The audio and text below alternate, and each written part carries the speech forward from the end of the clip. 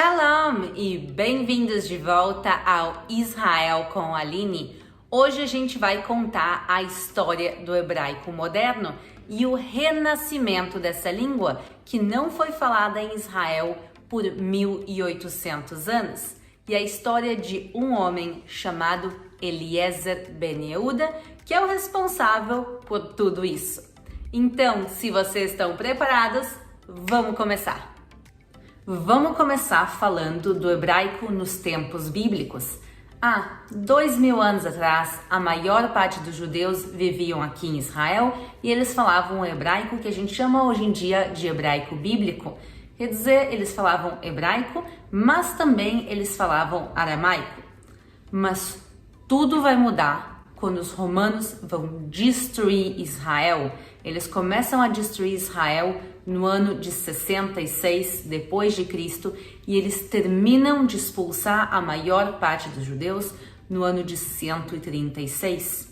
E por isso, o centro do mundo judaico era em Israel e agora os judeus vão se espalhar pelo mundo. O hebraico, que era o idioma falado aqui, vai se transformar num idioma de reza. Os judeus do mundo todo, até os dias de hoje, rezam em hebraico. Mas o idioma do dia a dia vai passar a ser o idioma local.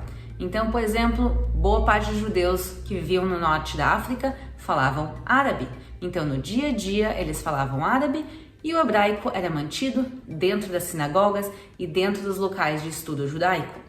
A mesma coisa, por exemplo, com a minha família. A minha família passou séculos e séculos na Polônia e, por isso, o hebraico era o idioma de reza, mas no dia a dia, eles falavam o Yiddish, que é um dialeto judaico.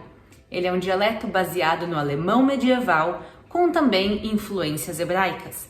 E assim vai ser os judeus espalhados pelo mundo e cada um vai falar um idioma diferente. E agora chegamos no ano de 1858, quando nasce Eliezer Ben Yehuda. Ele nasce no que então era o Império Russo. E ele, como um judeu russo da época, falava o Yiddish e orava em hebraico. E ele começa a ter uma educação judaica muito grande e aí ele conhece o movimento sionista, que estava justamente ganhando força nessa época.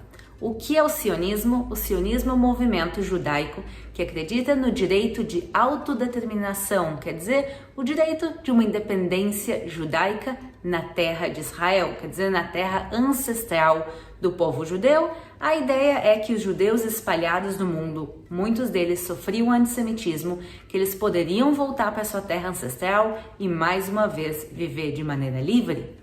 Eliezer Ben Yehuda conhece o movimento sionista e também começa a apoiar o movimento. E justamente nessa época começa uma série de dúvidas.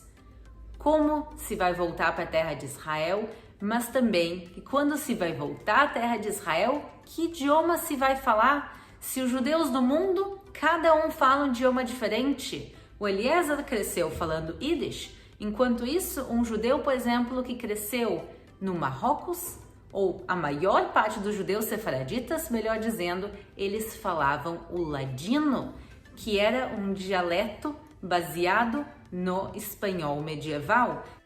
Como se poderia criar um país e unificar um povo se cada um falava um idioma diferente? Se um falava o Yiddish, o outro falava ladino, o outro falava árabe, e cada um com seu idioma, como isso iria funcionar?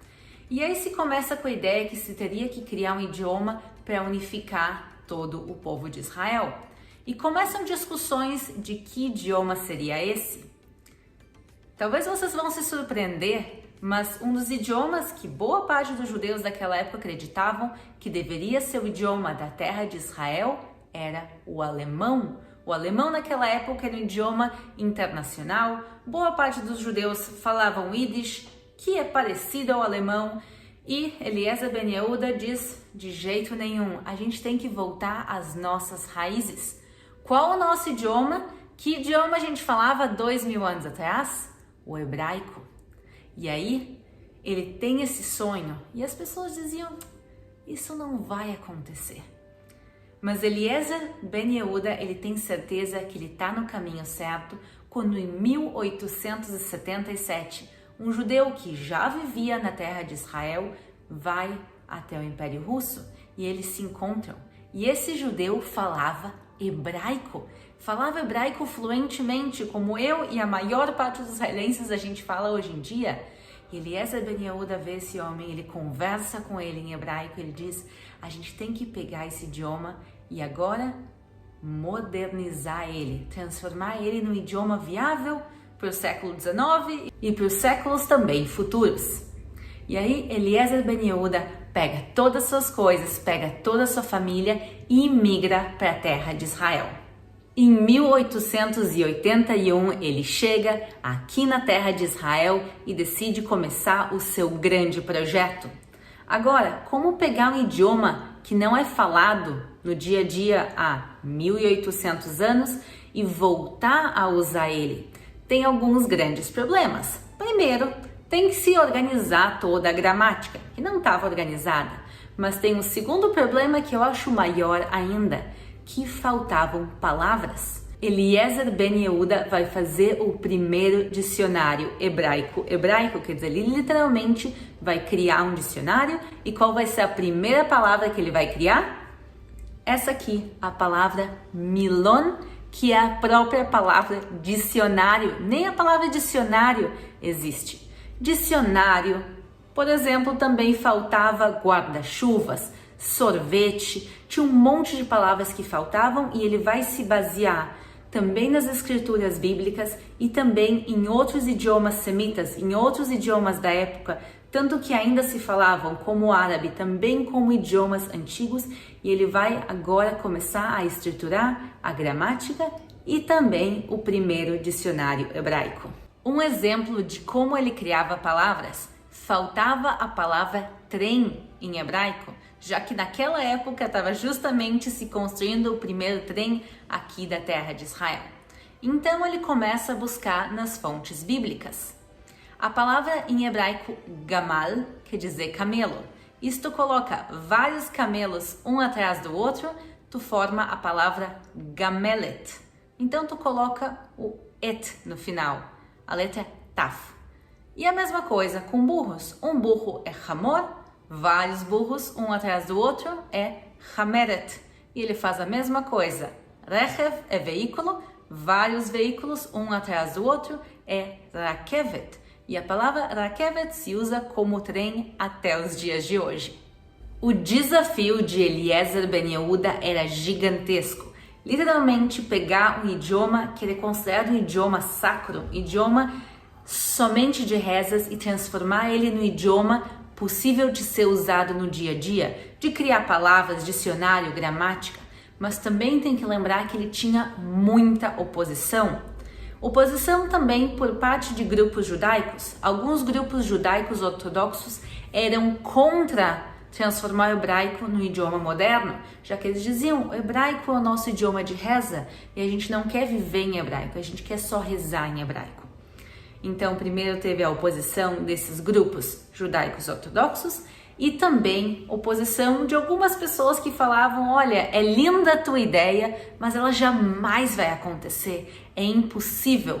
O próprio líder do movimento sionista, Theodor Herzl, ele diz, olha, quem dera a gente conseguir reviver o hebraico, mas é impossível. Talvez seja melhor introduzir o alemão na terra de Israel. Lembra, pessoal, nessa época era antes da Segunda Guerra Mundial, então o alemão não tinha uma conotação negativa ainda para o povo de Israel. E, para piorar a situação ainda mais, quem era contra o projeto de Eliezer Ben Yehuda era o Império Turco-Otomano. Então, eles governavam a terra de Israel e eles eram contra, mas completamente contra, o movimento sionista. Qualquer coisa sionista era banida, e isso inclui o idioma que ele queria introduzir para o movimento sionista, e por isso ele vai chegar a ser preso pelos turco-otomanos. Mas nada vai conseguir impedir Eliezer Ben Yehuda de seguir com o projeto dele. Ele vai ser depois liberado da prisão e ele vai criar a Academia de Letras Hebraica, que existe até os dias de hoje. E depois que o Império Turco-Otomano já não governa mais Israel, quem governa são os britânicos chegam e declaram o hebraico idioma oficial da terra de Israel. Imaginem a alegria de Eliezer Ben Yehuda quando ele vê o trabalho da vida dele reconhecido, um pouquinho antes dele falecer. Ele vai falecer no ano de 1922. O hebraico, então, realmente começa a ser introduzido em Israel, escolas começam a ensinar hebraico, a sociedade começa devagarinho a introduzir o hebraico, além dos outros idiomas que eram falados aqui. Infelizmente, ele não vai viver para ver o ano de 1948, quando realmente Israel declara a sua independência. Desde o início, desde o primeiro dia do Estado de Israel, o hebraico vai ser o idioma oficial. A declaração de independência de Israel vai ser assinada em hebraico.